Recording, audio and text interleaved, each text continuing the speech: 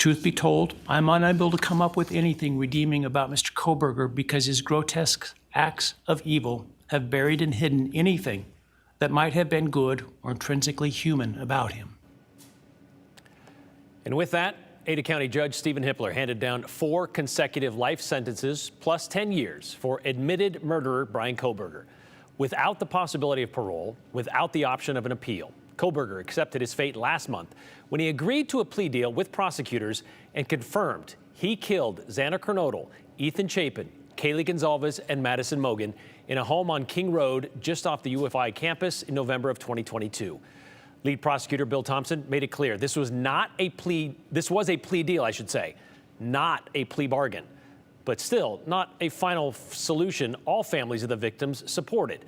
And today, several made that clear. However, today was mostly about those family and friends sharing their stories of devastation, sadness, and anger to convince the judge to commit Kohberger to life in prison. It wasn't a difficult decision, as you just heard.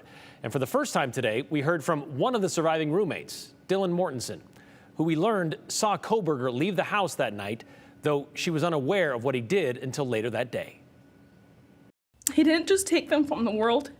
He took them from me, my friends, my people who felt like my home, the people I looked up to and adored more than anyone. He took away my ability to trust the world around me. What he did shattered me in places I didn't know could break.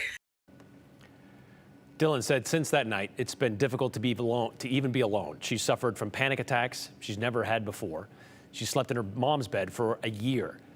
We also heard from Maddie Mogan's family. Her father, Ben, called her the only great thing he ever did, and he shared how much she meant to him in his life up until that day. She did encourage me to not just to do my best, but to live on. I went through a lot of issues with addiction and with substance abuse, and when I wasn't wanting to live anymore, she was what would keep me from just not caring anymore, and knowing that she was out there and that she was just such a beautiful person kept me alive. A lot of rough moments, and Ben even read from a Father's Day card that Maddie sent him, the last thing that she wrote to him. Ben said Maddie had always wanted to see a concert at the Gorge where he worked. She finally did so with her boyfriend, Jake. Meanwhile, the Gonzalez family, who have been very vocal about their objection to the plea deal, they came into the courtroom understandably angry. Kaylee's dad called his master's degree, Kohberger's master's degree that is, in criminal justice, a joke, and he called Kohberger stupid. Kaylee's sister also spoke directly to the defendant, saying she refused to give him the satisfaction of seeing her heartbreak. I won't stand here and give you what you want. I won't offer you tears. I won't offer you trembling. Disappointments like you thrive on pain, on fear, and on the illusion of power. And I won't feed your beast. Instead, I will call you what you are: sociopath, psychopath, murderer. And of course, the big question many were hoping to hear answered today was the why. And they were hoping to hear it from Kohberger himself. But when given the opportunity to speak, he respectfully declined. When it came time for Judge Hippler to hand down his sentence, he wanted to make it clear he felt the same desire to understand why this happened. However, he also said continuing to focus on the why just gives Kohberger relevance, agency, the attention and power he appears to crave. Yet even if I could force him to speak, which legally I cannot, how could anyone ever be assured that what he speaks is the truth? Do we really believe, after all of this, he's capable of speaking the truth or of giving up something of himself to help the very people whose lives he destroyed? After today's sentencing, we learned from investigators they still had no motive, no connection between the killer and the victims, no links between them on social media. We also learned from the Gonzalez family, who called Kohberger an absolute monster, that Kaylee was stabbed 30 times that night. The Chapin family, meanwhile, decided not to take part in today's proceedings, hoping to focus on moving forward, and a lot of people were hoping to do that today.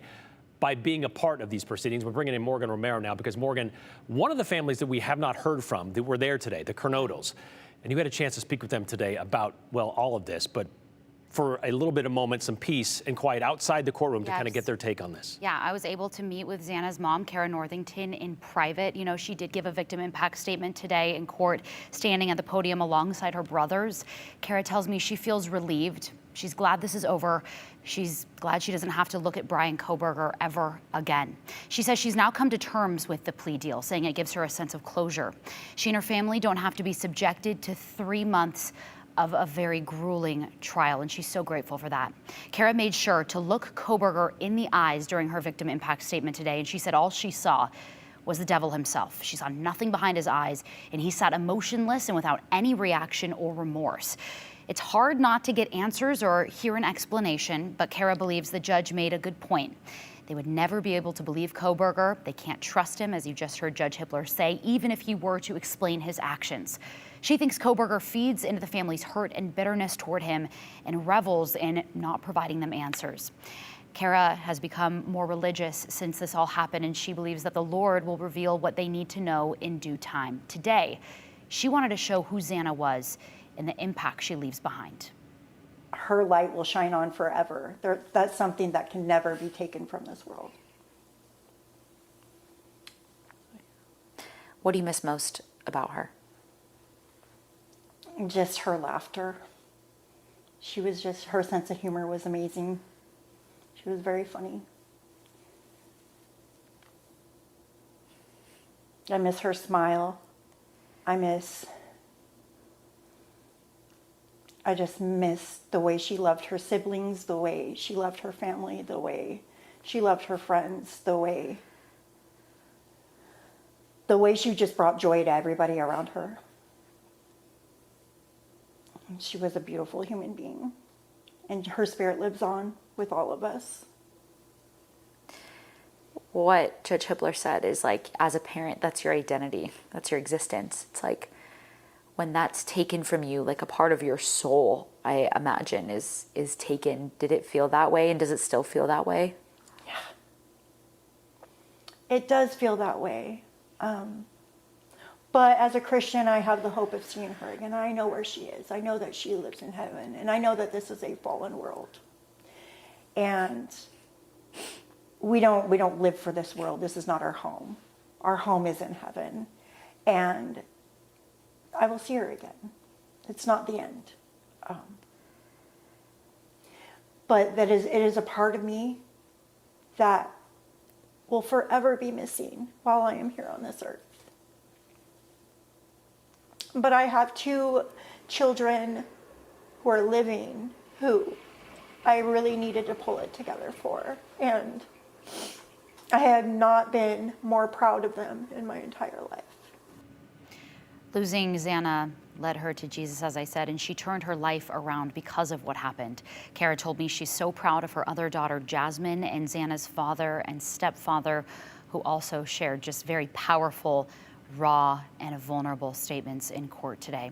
Kara told me she forgave Kohberger and started her healing journey a long time ago. She hopes that today, this sentencing, this closing of the final chapter, does the same for other families. I believe the Kernodles were the only family that did say that they forgive Bryan Kohberger for what he did. Everybody else was not willing to do that today. You were inside the courtroom. Yeah.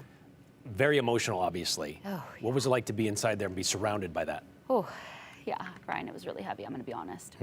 I think we've reported on this story so many times for 2.5 years. To put these stories and the impacts and the devastation to these names and to hear from the people whose lives will be forever altered because of this, it is really intense. And the sobs were audible.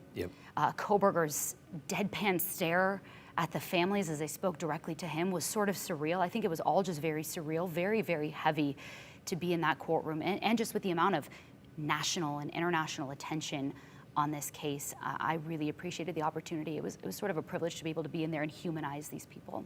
You saw that emotion from the prosecutor, Bill Thompson. You saw the emotion from the judge, Yeah. Judge Stephen Hippler. It was very thick. It was. In there. And it's only going to continue, unfortunately, because Moscow Police Department, as they promised, has started to release documents that give us some more of these gruesome details of these crimes that we are just beginning to dig into ourselves, and there's a lot to go through. So when we find out some more information, and of course give us some time to figure this out for ourselves, because again, give us some grace. It's been a tough day. Yeah. We'll bring to you what we can when we can. Yeah, I mean, the gag order's been lifted. We filed public records requests. These documents just came down. So you're also going to hear from more of those victim impact statements as well, coming up on the news at 6 and 10. Thanks, Morgan.